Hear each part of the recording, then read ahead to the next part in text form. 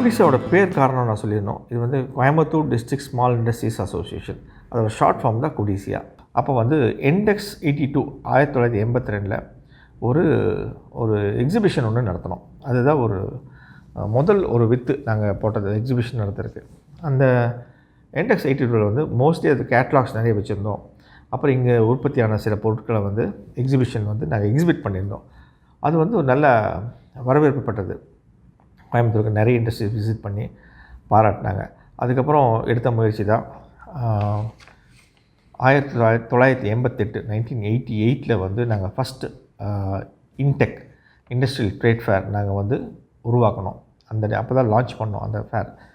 அந்த 1988 வந்து அந்த ஃபேர் வந்து இண்டஸ்ட்ரி சம்மந்தப்பட்டமான அந்த ஆல் மிஷினரி சம்மந்தப்பட்ட அந்த ஃபேரை வந்து நாங்கள் ஆர்கனைஸ் பண்ணோம். 1988 PSG PSG college of technology நீங்கள் கேள்விப்பட்டிருப்பீங்க. One of the biggest institutions in South India for technical education. அவங்க வந்து எங்களுக்கு அவங்களோட ஃபுட்பால் கிரவுண்டு வந்து அவங்க வந்து ஃப்ரீயாக கொடுத்தாங்க, இந்த எக்ஸிபிஷன் கிரவுண்டாக மாற்றி.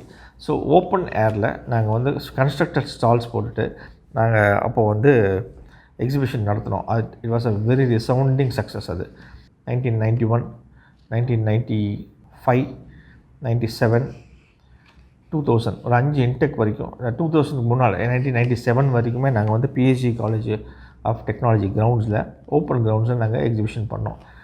அந்த எக்ஸிபிஷனால் வந்த என்ன ஒரு மிகப்பெரிய ஒரு விஷயங்கள் வந்து கோயம்புத்தூர் இண்டஸ்ட்ரிக்கு நடந்துச்சுன்னா, ஆல்ரெடி கோயம்புத்தூர் இருக்க all the people of Coimbatore enterprising nature and entrepreneurship வந்து நிறைய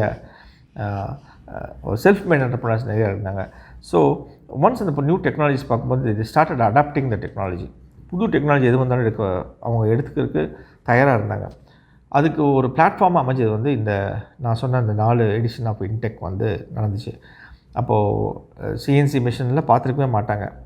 வெறுமனே ஒரு லேத் இருக்கும், ஒரு சென்ட்ரல் லேத் இருக்கும், ட்ரில்லிங் மிஷின்ஸ் இருக்கும், மில்லிங் இருக்கும், சர்ஃபேஸ் கிரைண்டிங் மிஷின்ஸ் இருக்கும். அந்த மாதிரி இருந்த ஒரு காலகட்டம் போய் என்சி பேஸ்டு மிஷின்ஸ் வந்து வரக்கூடிய காலகட்டத்தை கரெக்டாக அடாப்ட் பண்ணி எடுத்துங்க. அதுக்கப்புறம் சிஎன்சி பண்ணி மிஷின்ஸ் எடுத்து இங்கே வாங்க ஆரம்பித்தாங்க.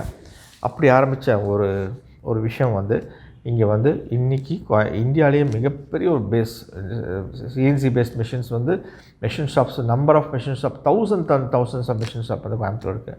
அது மாத்திரம் இல்லாமல் உங்களுக்கு சிஎன்சி மிஷின்ஸே மேனுஃபேக்சர் பண்ணுற அளவுக்கு எங்கள் ஆண்டர்ப்ரனர்ஸ் டெவலப் பண்ணாங்க. ஒரு 40 ஏக்கர்ஸ் லேண்ட் வந்து நாங்கள் அவினாஷி ரோட்டில் வந்து அவினாஷி ரோடு நாங்கள் வாங்கினோம். அந்த 1997 வந்து அப்போது சிஎம் அப்போ இருந்த சிஎம் தென் சீஃப் மினிஸ்டர் திரு கருணாநிதி அவர்கள் வந்து இங்கே அடிக்கல் நாட்டினார். இந்த எங்களோட இப்போ இருக்கிற ட்ரேட் ஃபேர் காம்ப்ளெக்ஸ் அப்போ தான் நாங்கள் கட்டினோம். 2000 அது கம்ப்ளீட் பண்ணோம்.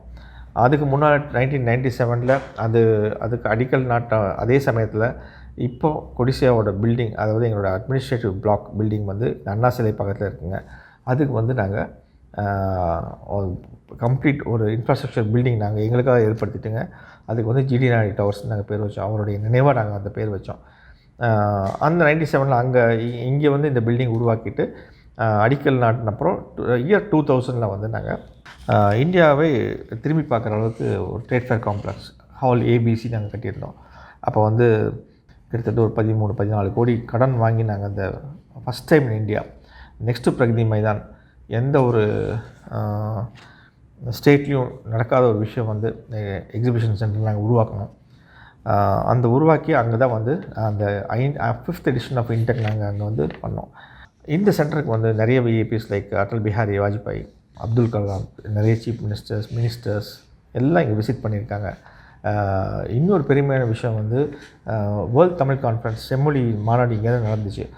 அப்போ இருந்த சீஃப் மினிஸ்டர் வந்து இது மாதிரி ஒரு அடங்கான இடம் கிடைக்காதுன்னு சொல்லிவிட்டு இம்மீடியட்டாக எங்களை இந்த இடத்த சூஸ் பண்ணி கோயம்புத்தூர் அந்த காரணமே எங்களுடைய இந்த ஸ்ப்ராலிங் அந்த 40 ஏக்கர்ஸில் இருக்கிற அந்த ட்ரேட் ஃபேர் காம்ப்ளெக்ஸ் தான். மேலும் வந்து இது தொடர்ச்சியாக விவசாயத்துக்கு வந்து இது இம்பார்ட்டன்ஸ் கொடுக்கணுங்கிறதுக்காக அக்ரி இன்டெக்ஸ் நாங்கள் நடத்தினோம் சேம் இயர் 2000.